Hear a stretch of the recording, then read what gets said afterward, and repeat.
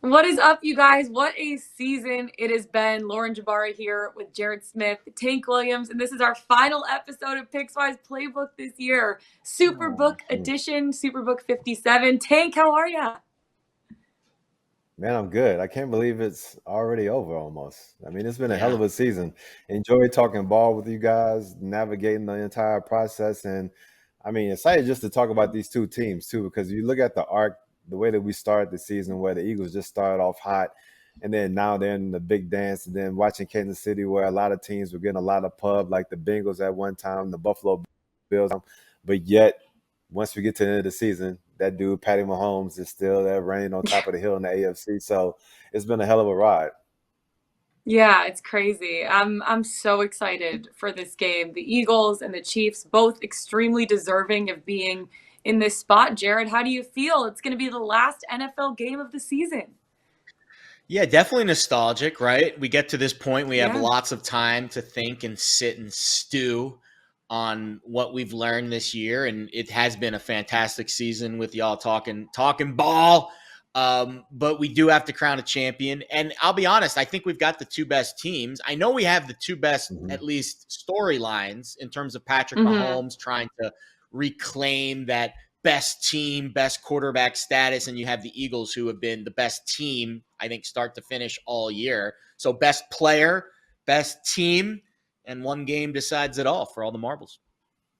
Seriously, there are so many storylines heading into this game. This whole show presented by our friends at Superbook Sports. Make sure to check out the odds on superbook.com. Okay, let's get into some of these storylines before we get started into the actual numbers and nitty-gritty of the game.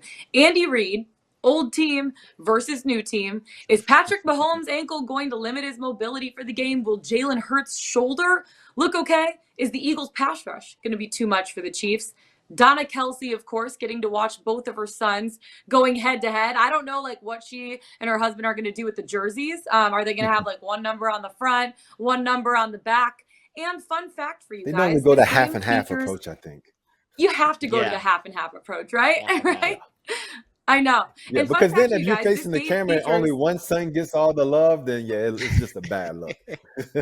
yeah, and then you have to turn around, but then Marketing when you're turning expert. around, you can't see what's going on the field, right? That would Right? just not be good for anybody. But this game features the youngest combined age between starting quarterbacks in NFL history, which is also pretty Love crazy. it. Tank, before we get started, what is the biggest storyline out of those that I just mentioned that you're kind of looking at narrowing in on heading into the big game? I think a really great storyline, regardless of who wins the Super Bowl coming out, is going to be the way the narrative has changed on the franchise quarterback in the NFL. Because I feel like so long, I mean, we're all histories of the game. And so we like to look back and see how all the great teams were able to do it in the past and the type of quarterbacks that they had lead them in. So I would say Yeah. in recent modern history, we've been, blessed with guys like Tom Brady, with Peyton Manning, and, caliber quarterbacks like that who can stand in the pocket and read a defense and get the ball where it needs to go and just be a leader of men and then just command the most out of their teams, out of their organizations, and just find ways to win on a consistent basis. And I believe we have similar quarterbacks in this Super Bowl, yet and still their athletic prowess is way better than anything that we've seen from the Tom Brady's and the Peyton Mannings. Like, if you just think about it, think about the top tier quarterbacks in the league right now. Whether you're talking about Josh, Patrick Mahomes, Joe Burrow, Lamar Jackson, Jalen Hurts, all these guys have some mobility about them. So the way that we're viewing these franchise quarterbacks has definitely changed. And even when you break it down to how Patrick Mahomes plays the game compared to Jalen Hurts, they're two different animals, but yet at the same time, they're the best quarterback for the way that their teams are constructed and able to get the most out of their teammates and the most out of their organization. And so I feel like regardless of who wins this game, it's just going to be a great opportunity to see these two quarterbacks play at a high level. And I think it's going to change the way that we continue to see quarterbacks drafted in the NFL moving forward. Yeah, we talk about all of the storylines heading into this game. And Jared, I know over the last week you've been loving the Andy Reid nostalgia that's been happening over the last week, and Oh it's going to yeah. happen into this next week too. Is that one of your favorite storylines heading into the Super Bowl?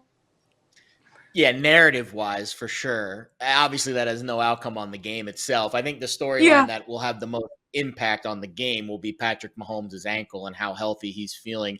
I'm hearing from people that have played on high ankle sprains, me obviously not being one of them, 4 to 6 weeks, right? That's kind of been what we've heard. It's going to be 3 weeks from the time of the injury when the Super Bowl is played. So if you add that extra week for Patrick Mahomes just being a freakishly gifted athlete, there's a decent chance he's pretty close to 100% in this game. So that's the storyline that I think everyone will be fixated on as we head into game week.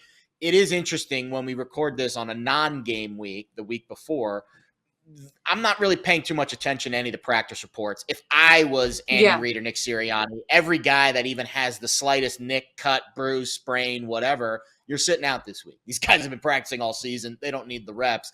It's about health. It's about rest. It's about recovery. They've had 20 weeks of games, basically, in addition to the preseason and camp and all that. So the rest matters a lot more, and Patrick Mahomes' ankle is clearly front and center with how this game plays out. Absolutely. Patrick Mahomes' ankle, on top of that, all of the injuries that had happened to the Chiefs team last week, like they're technically the team that's coming into this game a little bit more banged up. Let's start to get into the nitty-gritty of the matchup, because this is a game between two incredible teams who are both deserving of a Super Bowl title, right? Two of the top 3 offenses in the league. I feel like this game could be back and forth the whole time. The Eagles have been really, really good this season at controlling the game. When Jalen Hurts is at 100%, the Eagles can air it out with the best of them. A.J. Brown, Devontae Smith, Dallas Goedert, they're all available. He has a lot. Jalen Hurts has a lot of time to rest and kind of be in peak form, especially with that shoulder injury that he's kind of been nursing too. And Philly's also shown that they can win without Hurts too. They won 3 straight games, including the NFC Championship, with him throwing for less than 230 yards in any game, because they also have an unreal running game. And then I look at the Chiefs, right? I feel like they're much more reliant on Patrick Mahomes, their passing game, and Philly is really good at limiting the pass. These 2 weeks, Tank, and I want to get your take on this too, really good for the Chiefs to get healthy. Mahomes, Travis Kelce dealing with the back stuff, Juju Smith-Schuster, who are all banged up.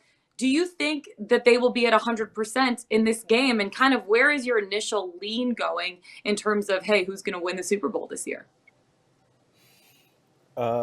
It's interesting. I mean, I hope that they're 100% healthy, especially those wide receivers on the outside, because I want to see best on best. I want to see both of these teams healthy. So there's no excuses, and we really know who's the best team in the NFL once we finish this season. I believe when I watched the conference championship games, there were 2 things that stood out when you watched the first drive of both of those games. The Philadelphia Eagles established dominance and showed that they were the better team and the better line in that game against the San Francisco 49ers. And more specifically, I know Jared's going to speak to this. Man, that dude, Javon Kinlaw, got straight kicked up out the club. Like, have you ever watched The Fresh Prince of Bel-Air when they used to throw Jazz out the front door? Like, that's how he looked on damn near every run play. It was hilarious. And then when you look at the Cincinnati Bengals, their first drive against the Kansas City Chiefs front 7, I mean, those guys imposed their will, and they muddied up Joe Burrow's vision from the get-go and then give him clear passing lanes. And then that started to present itself later in the game with the turnovers.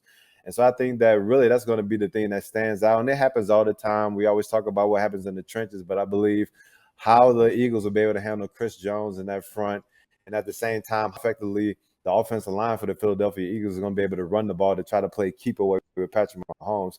That's going to say a lot towards who ends up winning this game. And I know we're going to do a lot of back and forth, so I'm not going to just rattle off everything right now. Just kind of let you guys chime in and we just have a conversation about all the various talking points around this game. Yeah, Jared, you mentioned the Patrick Mahomes injury, but you said gut feeling. It's the Chiefs. You like the Chiefs in this game. You think Andy Reid might be out scheming. Like, what was your gut feeling when you initially saw? Obviously, we'll talk about line movement in a second, but now the Kansas City Chiefs, you're getting 1.5 points with a guy like Patrick Mahomes, who basically it's Mahomes' world, and we're just living in it at this point. Yeah, I did, and I think a lot of it comes down to experience. You know, you've got a head coach and a starting quarterback that have both been in this game before, and that's not to say that Jalen Hurts won't rise to the occasion or Nick Sirianni won't have his guys ready to play. But I think at the beginning of the game especially, that's where the Chiefs have an advantage because, again, the pomp and circumstance of a Super Bowl, unlike any other game that anyone on the Eagles have really played in before. Whereas the Chiefs, basically their entire roster, especially on the offensive side, pretty much all been in this spot. So I think the experience certainly leads Kansas City to be the right side. I totally understand why the early market move was to Philly. They've looked fantastic in the playoffs. Their offensive line and defensive line, I think on paper, looks pretty good. But again, when I dig a little bit deeper, I could certainly poke holes in what the Eagles have done this year. And I can find a lot of edges with the Chiefs offensive line as well, and the Chiefs defensive line. And Tank nailed it too with what the Eagles offensive line was able to do to the 49ers. It was impressive. But at the end of the day, I think it was a lot of scheme. And Javon Kinlaw and Eric Armstead, the two defensive tackles, playing this wide 9 technique, basically giving the A-gap 100% open for Jason Kelce to then get to the linebacker level and pull. And he likes to do a lot of unique things at the center position. I just don't think that's how Spags and the Chiefs defense is going to line up in this game. I think you're going to see Chris Jones in the A-gap, and they're going to shut down the run. That's going to be, the first thing that the Chiefs defense needs to do, and how Jalen Hurts combats that and adjusts off that, I think is going to be the difference in this game. So, I mean, the line's a pick 'em basically. So, this is a tight game, and it's going to be a few plays here or there, big turnover, maybe how one team starts slow, if that is the Chiefs, getting off to a fast start and holding that lead. So I think this is a Super Bowl that we're going to remember, because it's got two very evenly matched teams and two very talented top to bottom, coaches, players, the whole 9 yards. These are two of the best teams in the league, no doubt. And they just deserve to pick up to on be. that a little bit too. Oh yeah, of course. Yeah, just to pick up on that a little bit too, because I leaned on saying that I feel the Philadelphia Eagles are going to try to lean heavily on the run game to try to keep the ball out of Patrick Mahomes' hands. And one thing that we noticed in that AFC Conference Championship game, like Burrow was able to have some success on the outside, whether he was throwing to Jamar Chase and more specifically T. Higgins, like going up over the top of those Kansas City Chiefs cornerbacks.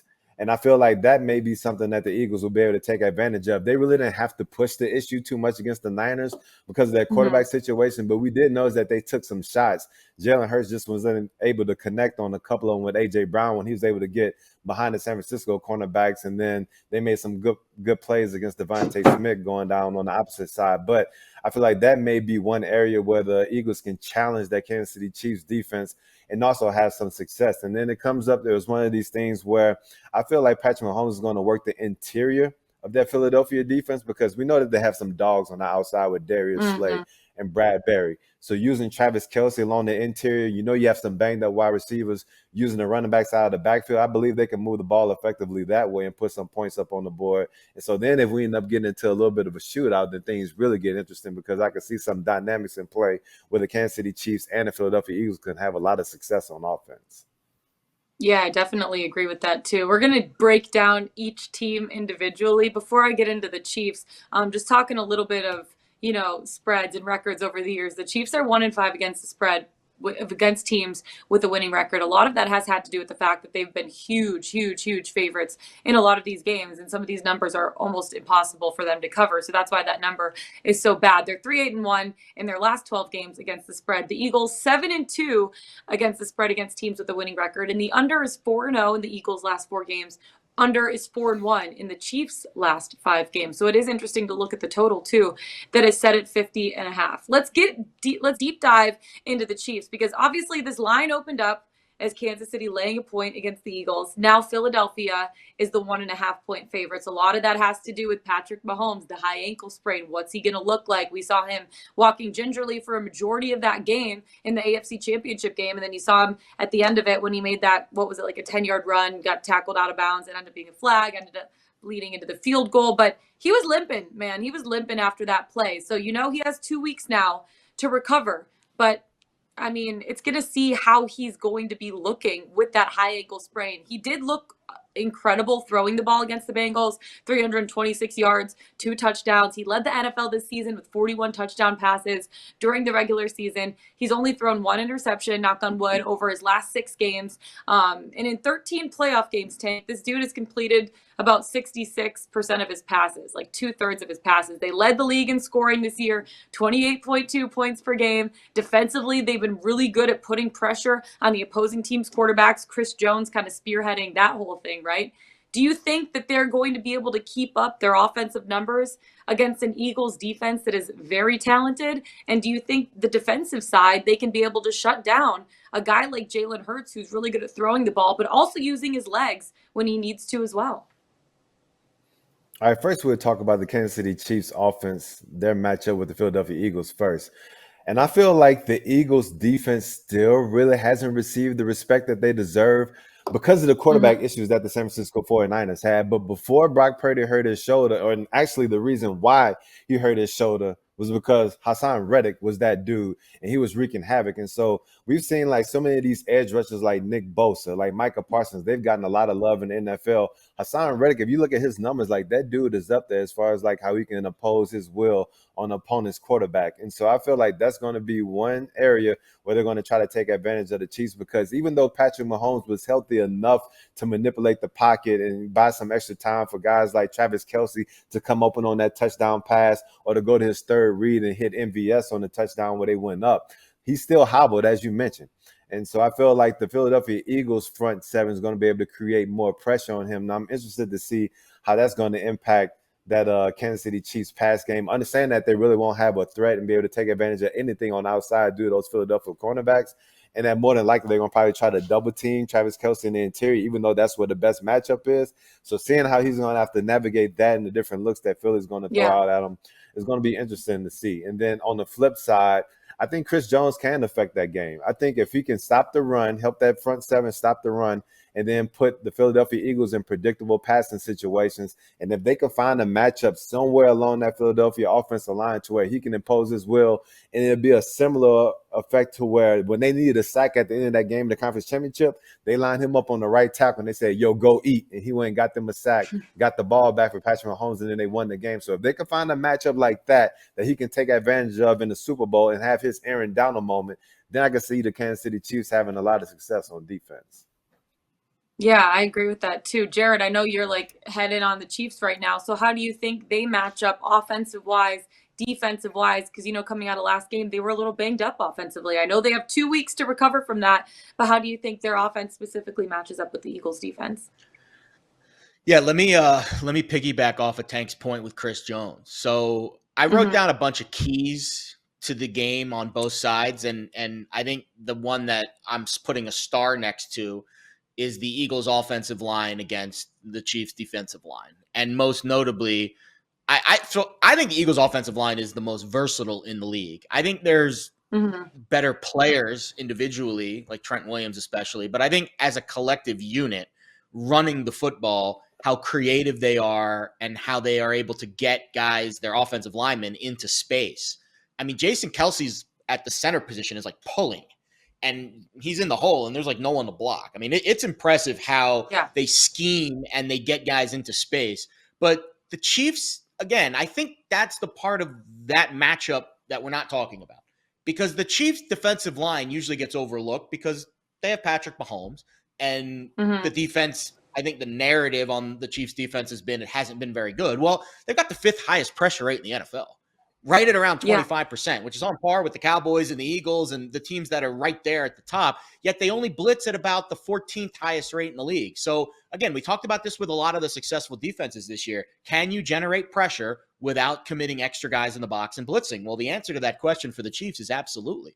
They're second in the NFL in sacks this year, 55 sacks. Now, the Eagles lead the world in that category, but Chris Jones is responsible for about 30% of those sacks. 15 and a half of the 55. So the question is, how can you get your best sack man, Chris Jones? How can you get him into a favorable matchup on the offensive line? Well, let's look at the guards, because he's probably going to line up on the interior. And I think Jason Kelce is a guy that you don't really want to match up with. Well, Landon Dickerson hyperextended his elbow against the 49ers. He's probably going to play, but I would expect him to be less than 100%. He's the left guard. The right guard, Isaac Semualo, had the lowest Pro Football Focus blocking grade of any offensive lineman on the Eagles against the Niners, and he was also the only offensive lineman to commit a penalty. There's your answer right there. Can you get Chris Jones onto Seumalo, and can you exploit that matchup? Because I do think Chris Jones is a matchup nightmare. And if you can get him onto the weakest of the Philadelphia linemen, most notably left guard Dickerson, a little banged up, and then the right guard, who metrically speaking is the worst player on that line, well, then I think you can get a little bit of an advantage. And I'll give you an X factor too. I think George Karlaftis is gonna be someone of prominence in this game. He's the rookie, first round pick, really coming on lately. Off the edge, had a sack against the Bengals. He had the 4th highest Pro Football Focus pass rush grade of his entire season in the conference championship game as a rookie against the Bengals. And I think overall there's a lot of young, talented players in the secondary for Kansas City that have been playing very well lately.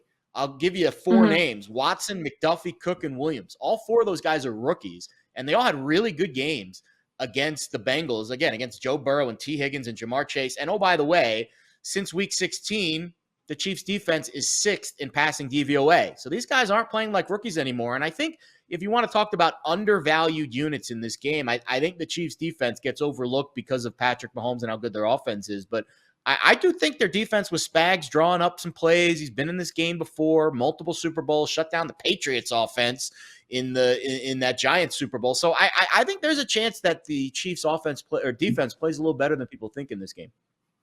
Yeah, I agree. The one thing with the defense that worries me, and as we get into the Eagles with this too, is the fact that they've allowed a touchdown on 67.3% of opponent trips inside the 20-yard line. So once teams get to the red zone, they're really, really not as solid, I guess, at limiting them to just field goals. That's their 31st in the league at that. And Philly's offense scores at about a 68% rate of their red zone trips. Wow, words are hard for me right now, which is 3rd in the NFL. So let's get into the Eagles, because when you look at an Eagles offense, like what they have, I mean, they have studs, like in almost every single position with the Eagles offensively. And it all starts with Jalen Hurts. He's the, head of that monster at that point. They're in their first Super Bowl since beating the Patriots in the 2017-18 season, and they probably have the best roster in the NFL from top to bottom.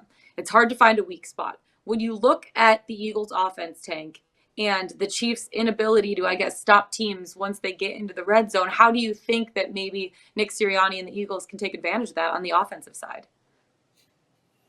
I mean, I believe if they're playing on top of that A game, it should be rather easy. I mean, the first thing that I thought about when I was trying to think of a new way to describe the Philadelphia Eagles offense, you remember when they had Michael Vick, they brought Vince Young and all those guys came in, and Vince Young was like, hey, yo, dream team, dream team. But like, actually, now they actually have a dream team on offense, because like, there's no way like you can really understate what they have, well, overstate what they have, because they have Dallas Goedert, who's one of the better tight ends in the league. You have A.J. Brown, who has shown that he's one of the top wide receivers in the league. I feel like the Slim Reaper, Devontae Smith, is one of the most underrated wide receivers in the league. We've already talked about the Eagles' offensive line being one of the best units in the league. And you have Jalen Hurts, who's one of the more dynamic quarterbacks who can use his legs effectively, leading the team in rushing touchdowns. He showed that he can press the ball downfield this entire season. So he's showing a body of work with that. And at the same time, pushing the ball downfield and limiting his turnovers at the same time. So, I mean, it's one of those things where it's easy for people to say, hey, like Jalen Hurts, like he's looked good this year, but he really hasn't shown me that he could do it in like these pivotal moments, like in the playoffs and all that. Well, this is his first time making the playoffs. So he really hasn't had a really big stage to be able to show it. And he really hasn't had to when you play a team like the Giants, where you can just overwhelm them from the get-go, or when you play a team like the 49ers, where they don't have a quarterback to kind of go against you, so you can lean on your defense and to run the game and running the ball to get the job done. And so I think now, facing against Patrick Mahomes, there's going to be a little bit of stress placed on him, but he has enough weapons around him to be able to have some success. And more importantly than anything else, that Jalen Hurts, when he gets in the red zone, using his legs in order to try to mitigate some mistakes. A lot of times you have tight windows when you get in the red zone. And so a lot of quarterbacks, especially in big games, they get a little hesitant to throw because they don't want to have this linebacker or safety that's lurking to creep over and get an interception, and you lose a possession, you lose points. That's when he could turn to his legs and secure some points. And I think that's going to be one of the determining factors in the Eagles having some success, especially when they get down in the red area versus the Chiefs.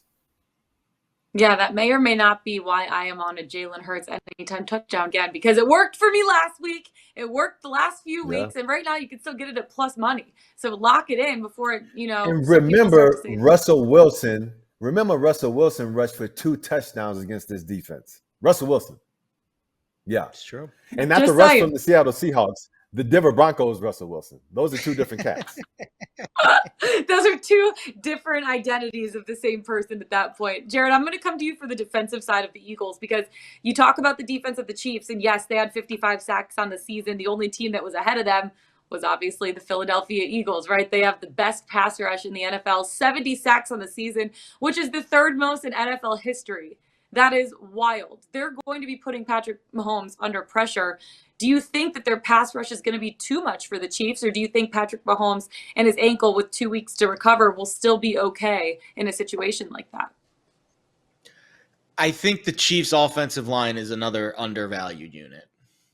They're first in pass block win rate, third in run block win rate. I mean, they're arguably better metrically than the Eagles, who's first in, or top 5 in run block, but outside the top 10 in pass block. And we give the Eagles their flowers for how good their offensive line is. And I think we need to really respect what the Chiefs have done this year.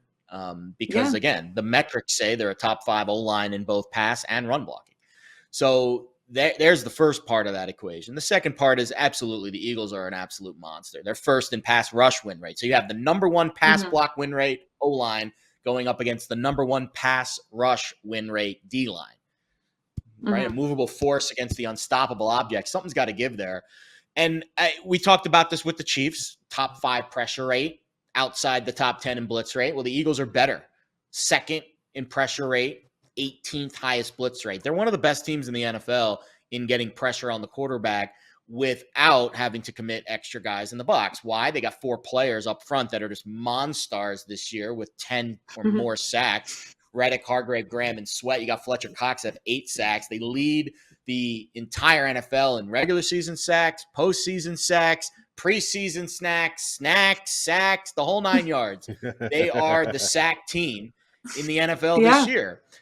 But they're facing a quarterback that is really good at avoiding sacks. In fact, he's the best in the NFL in terms of the lowest pressure to sack ratio, and that's Patrick Mahomes. It cracks me up, Jared, really quick, how you say that. He's really good at not getting sacked. He's really good at it. He's the best guy. So pressure to sack ratio is one of my favorite nerd numbers that I analyze because obviously the goal of every defense is to get pressure on the quarterback. And I like to know which quarterbacks are the best at absorbing said pressure and not taking the sack. Patrick Mahomes is really good at that. The best in the league, only 10% pressure to sack ratio. So again, you have a lot of best on best narratives playing out here with the numbers. With the Chiefs offensive line, Patrick Mahomes sack avoidance, Eagles defensive line getting to the quarterback, getting pressure. So I don't think this is an open and shut case. Oh, the Eagles defensive line is really good. Let's just slam the door on Patrick Mahomes' chance of avoiding the sack in this game. I just don't think that's the case. And on the other side of the ball, listen, I don't know how I feel about Jalen Hurts in this game, guys. And I think there's some numbers that really point me in the direction that the moment has been a little bit big for him. And I think he's been very fortunate of the road that the Eagles have taken to this game. Because when I look at his numbers against the Niners, he had his lowest adjusted accuracy rate in the season, lowest yards per attempt of the season, one of his highest time to throw rates of the entire season. He did not record a big time throw, and he only scrambled once. You could make a case that it was one of his worst games of the year. And that ain't going to fly against Patrick Mahomes and the Chiefs. He has to raise his game because I think Kansas City is going to stop the run. I think they're going to allocate all their resources into the box, and they're going to say, Jalen Hurts, beat us. And we'll see if he can, because he didn't against the Niners. Josh Johnson beat the Niners, and Brock Purdy and Hassan Reddick and the defense. So I think this game's going to play out a lot differently than the Eagles' first 2 postseason games have. And we're going to see what Jalen Hurts has in a close game against arguably the best quarterback in the sport. And that, to me, is where this game will be won or lost. Yeah, it's going to be really interesting to see how that battle, like you said, something has to give. Another thing that worries me a little bit about the Eagles defense is people talk about the Eagles' strength of schedule this season, right? Being soft. They didn't really see anybody. Well, when they went up against probably one of the most complete offenses in the league this year is the Cowboys. Dak threw for 3 touchdowns, and they gave up 347 yards. So, and Dak Prescott isn't Patrick Mahomes. Just saying. So that will be interesting to see how that plays out at that point. Tank, when you look at, some of the props and stuff, maybe to take advantage, first of all, are you on the Eagles, Tank? Do you like the points or laying the points with the Eagles, or you're taking the points with the Chiefs? How are you kind of playing this one out? I mean, this is one where honestly I can see either team winning this game. And so for me, that's one of the angles where I'll take the points. like total points over anything else. So when this opened at 49.5, it made a lot of sense to go over on that.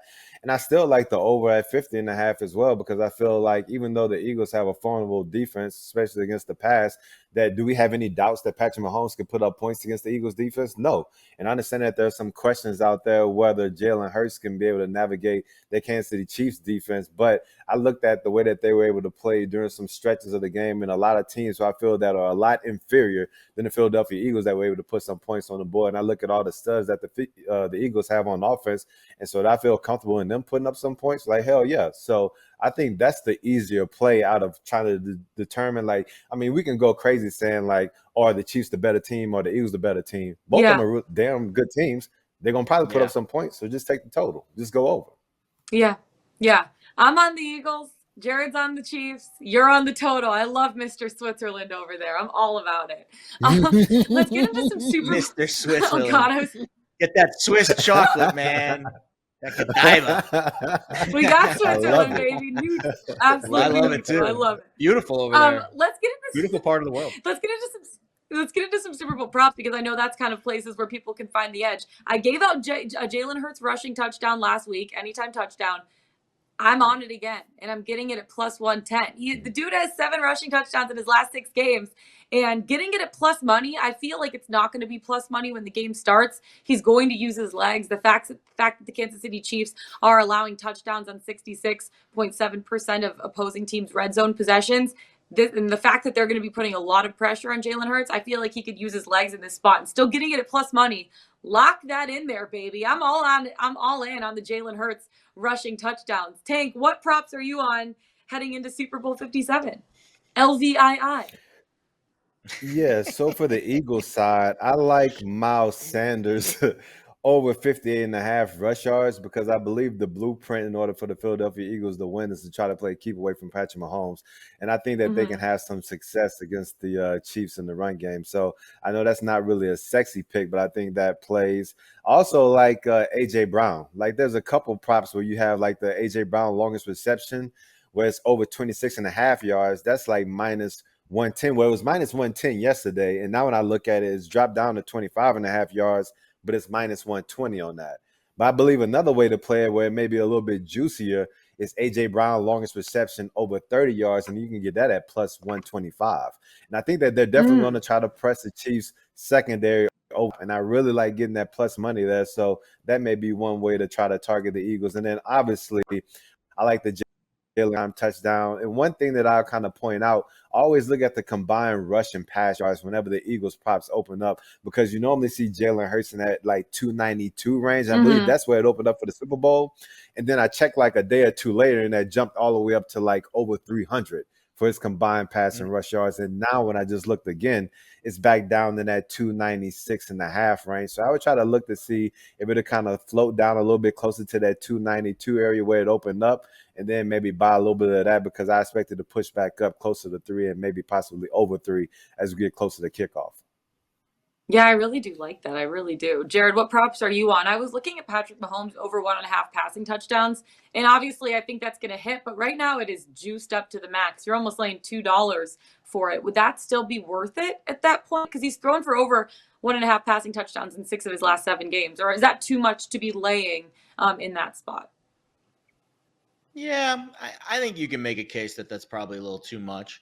The props that I like, I'll give you Dallas Goedert over 45.5 receiving yards. And so this one to me is a numbers game. So the Chiefs are 31st in DVOA on passes short middle this year. They're one of the worst teams in the league defending passes short to intermediate middle. And Jalen Hurts excels in that category. He's 3rd in defensive adjusted yards above replacement in that category, averaging 10 yards per pass over the short middle this season. The NFL average is about 7.5. Meanwhile, Dallas Goedert, almost 60% of his receiving yards this season have come short to intermediate middle. 408 of his 702 receiving yards have come over the middle this season. And the Chiefs also struggled to defend tight ends, 19th in DVOA, giving up about 50 yards per game. So I love Goddard at anything under 50. to go over 45.5. I'll even throw the receptions in there at 4.5. I think those are very good prop plays. And also, listen, this isn't a very analytical play, but in the NFL, especially at the running back position, you ride the hot hand, and Kenneth Gainwell's been balling for the Eagles. 30 snaps in his last 2 games. I know the blowouts might have added to that snap count just a little bit, but his rushing yard prop is 18.5. Again, that's like 2 good runs for him.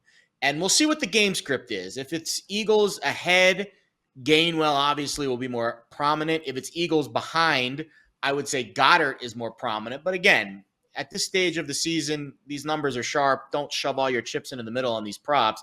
I like to sprinkle a lot of props. So I'll probably do like a half a unit on Gainwell. I'll do a half a unit on Goddard.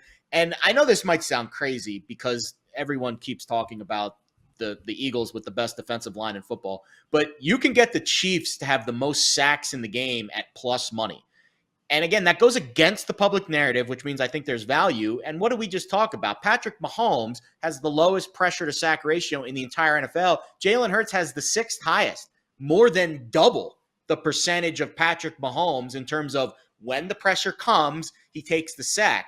The Chiefs, the 2nd lowest sack percentage this year at about 3.5%. The Bucks, of course, with Tom Brady being the lowest. Eagles outside the top 20 in that category. So I know it goes against the narrative of what we're hearing with the Eagles, and they've got the most sacks in the league and all their, 4 guys with double-digit sacks. But to me, that means we're getting some value on a number that might be a little overinflated, because when you dive into the metrics, the Chiefs are actually one of the best teams in the league. Patrick Mahomes, one of the best quarterbacks in the NFL at limiting sacks, while Jalen Hurts has not been that guy this year. So I think that's a good bet to make. Chiefs to have the most sacks in the game at plus money. I saw plus even odds, but there's some shops out there I think that are dealing plus money for this one as well.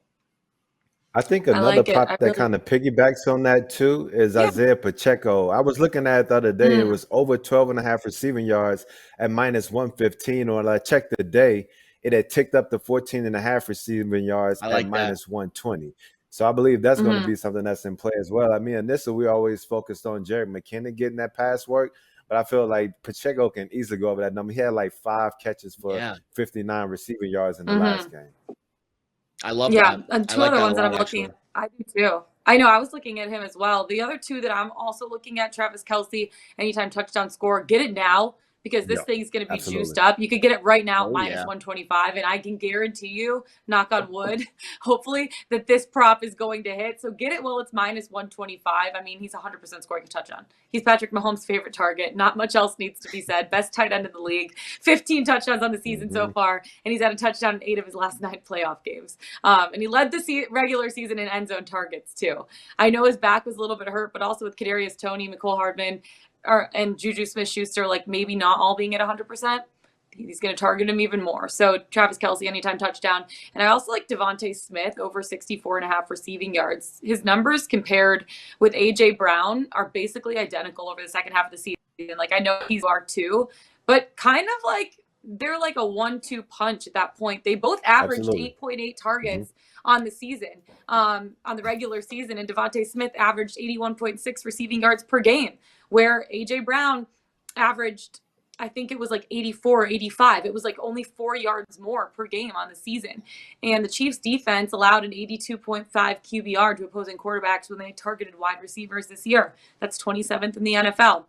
I think that him and AJ will get similar targets at that point, but his number is set way lower. I think AJ's number is set at like 72 or 73, and Devontae Smith's only at 64.5. So I'd hammer the over for that one right now too, and you're not laying too much for it. Something definitely to keep in mind. Also, the hard-hitting prop guys that everyone's been talking about, the Gatorade color for this year. 3 of the last 4 years, it's been blue. I'm hammering orange this year. I am hammering orange. Orange is the favorite. Tank, that's so funny. That's so funny. Like, honestly, like, agreement. Oh my goodness, it's crazy. Like, so I picked the Gatorade color last year. I picked blue, and so that was accurate. And then I was doing a show the other day, and I thought about orange being the favorite. And it's crazy that orange is the favorite, and that orange popped in my head before someone else said it. And then LJ comes on here and says orange, which means more than likely it's not going to be orange. But I love that everybody's on that color. To be honest with you, like orange is not the most elite Gatorade color. So the teams that are having Ew, yeah, that in their definitely. cooler, I'm kind of like questioning their sanity at that point. Like the It's colors to fair. go to are blue, white, and then maybe lemon lime. Like who's drinking orange Gatorade? Like when's the last time you went to a Hold up, gas you station and like bought lemon orange Gatorade? lime over orange? Yes. Is that weird? No, I don't think that's weird. Personal preference. Jared, like what Clearly, Gatorade are Tank you doesn't drinking, agree. Jared? Come on. So I'm these days I like the random colors, like the frost Arctic cherry is really good. The purple is pretty Oh. good Those too. always been bomb. Not the Yeah. grape, Okay. but the Riptide Rush. Riptide Rush. Yeah. Yeah. But here's what I'll say about these props in general. First of all, have fun. Who the heck am I to tell you So how to fun. spend your money? But don't go nuts because obviously you're not gonna. These are not good bets to make. They're just Yeah. fun. They're for a good cause. They're basically charity, frankly, for the sports books. But we understand that there's entertainment value involved. Secondly, if you need my advice on whether or not to say heads or tails or which color the Gatorade is, you guys got way bigger problems than just picking these bets. So do whatever the heck makes you feel good. If you like tails, bet tails. If you like heads, It's bet always been heads. tails, If you like Jared. purple, It's always been it's always tails. tails. It of is course. always tails. It's always it is tails. always Always tails. tails. That is true. But Yeah. if you like purple Yeah. Gatorade, bet purple Gatorade. If you think that the anthem's going to go longer than the whatever time is, bet that. Like, honestly, don't take anyone's advice on these bets. These bets should, because first of all, then you're going to have someone, unless you want someone to blame afterwards, but just have fun with these Yeah. bets. Do something that is fun and entertaining for you You personally. always want someone to Don't blame. treat these bets like sharp picks from all the betting analysts Who on cares? Pickswise It's a told me to bet guessing game. tails. Gonna be a tails. I have no I opinion know. on this crap. Hey, guys, if Bet you Well, I'm the want to long 100% tail shots. us, on choosing Bet the the long Gatorade shots. color How about so what's far. the longest So one? Purple. Purple is plus 650. well, There you go. Bet Jared, purple. the last time purple hit in a Super Bowl was 2012 Wow, plus against the Giants. 1,000. plus Gotta 1,000 be for purple. purple. The Look last at time LJ purple doing the hit, historical it's been a deep dives decade. into the Gatorade colors. It's been a I love it. decade. It's been a decade since purple has hit, and yes, this is one of my Purple's favorite props to happening. bet every single Give me year. that purple. Yeah. Okay. Hold on. Do we Tank know and I are which team taking. played when purple was used? Yep, the New Do we York have that? Giants. I have a Interesting. list here of all of the Gatorade colors. LJ and spent all her time prepping. She's been traveling way too much. She has way too much That was her time on her deep hands. dive. Yeah. Deep dives into the Gatorade you colors. wanna The know. Gatorade probably isn't even the same flavor. That's how long it's been. They've come up with like 3 new flavors since wow. then, LJ. Do you want to know something crazy? Do you want to know something crazy? Like there really haven't been that many repeat years. The last 2 years blue had hit. Before that, the last repeat years were 2010, 2011 with orange. And then there was a four-peat with clear Gatorade, which also who's buying the clear Gatorade? That's another one I from like. 2005 I would bet clear to before any 2008. other color. Clear. Yeah. Okay. Clear. Okay. I don't know like why. it. So There's no Yeah. sharp insight here. I don't have LJ's notes on this. This is just my gut. gut feeling. Clear. We're on the orange. If you want to tail us on tails, if you want to tail us on Gatorade colors, that's what you do right here. Before we get This into is our why you bets for tune the in to Super the Bowl, show, frankly. this is what we do. Let's Bet It, presented by our friends at Superbook Sports. Make sure to go to superbook.com or download the app today. And this season, you guys, we are all rooting for safeties. That's because Superbook will give you a $50 bonus on each safety scored this season. Just place a $100 pregame bet on any spread or any total. And if there's a safety scored in any game on Sunday, you, my friends, get a $50 bonus. Visit superbook.com for terms and conditions. All right, guys, just so we can put a bow on our final show of the NFL season. So sad. I'm going to run through all of our bets. Tank, give me your Super Bowl official bets that you're going to be placing money on come Super Bowl LVII. Well, I'm in California, so I can't place bets on anything. But I would say, as far as like everything I haven't spoken to already, if I had to choose between the Eagles -1.5 or Kansas City +1.5, I would take the Chiefs in that one. I think that the over is definitely in play, over 50.5. It's just hard to determine like who's gonna win this game. Honestly, It's I crazy. know. For some reason, I just want to go. I Okay. just want to go with the Eagles because I feel like the Eagles have what it takes on defense, and I feel like the offense is definitely legit. And I think that Jalen Hurts and that offense is going to rise to the occasion. But I think it's going to be a close game. It's going to come all the way down to the wire. It's going to be a dogfight, my friends. Jared, who do you have? Your official Super Bowl 57 picks. All right, I'll give you the random ones first, and then I'll do a little drama build for the big boys. Chiefs to have more sacks in the game. Goddard, over 45.5 receiving yards, over 4.5 receptions. Gainwell, over 18.5 rush yards, over 4.5 rush attempts. I have the Chiefs at a pick 'em. I bet that at open. I thought the market was going to move towards Kansas City. I was wrong. It's moved a little bit towards Philly, but I wouldn't be shocked if this line closes at a pick 'em. So I think the Chiefs at a pick 'em is a fair bet. But my best bet here is not the Chiefs on the spread. It's not the Chiefs on the money line. And I'll preface it with a trivia question first. Do you guys know who the last player to win the regular season MVP was in addition to the Super Bowl MVP? It's only happened 10 times in the history of the NFL. Do you know when the last time Isn't it happened? Kurt Warner? Kurt Warner? No. Wow. But the up. I was going to say Great Tom job. Brady. No, the close. Brady never coincided. The year he won regular season MVP was the year they lost in the Super Bowl. But he might have won one other regular season MVP, but I know the one that he did win was the year that they lost the Super Bowl. But the correct answer after this week is going to be Patrick Mahomes because he's going to win the regular season MVP on Thursday, and then he is going to win the Super Bowl MVP 3 days later on Sunday. And the reason why this bet has to be made, if I think the Chiefs are going to win the game, there is no way on God's green earth that the Chiefs are going to win this game and Patrick Mahomes is not going to be the MVP. I cannot fathom a scenario where that doesn't play out. So if the Chiefs are plus 105, let's say they close at even odds to win the game, why wouldn't I bet Mahomes at plus 125, plus 130 to win the MVP? A highly correlated bet. Where on the other side, I actually can see some scenarios where the Eagles win the game and Jalen Hurts does not win the MVP because of some of the other role players that we've talked about. A.J. Brown, receiver, last year, Cooper Kupp. It's happened before. And also defensively with the sack guys being a big impact. So unlike the Eagles side, where the MVP I don't think is an open and shut case if they win the game, on the Chiefs side, if the Kansas City Chiefs win this game, there is no way Mahomes is not winning the MVP. So that's my best bet for our final show here. Patrick Mahomes to win the Super Bowl MVP. Let's go plus 125. Those are the consensus odds that I'm seeing around the market right now. All right. We got the two bets in. I'm on Jalen Hurts anytime touchdown. Travis Kelce anytime touchdown score. Devontae Smith over 64.5 receiving yards. Orange Gatorade, tails, and we'll be giving you more. We'll be giving you more as the next week goes on.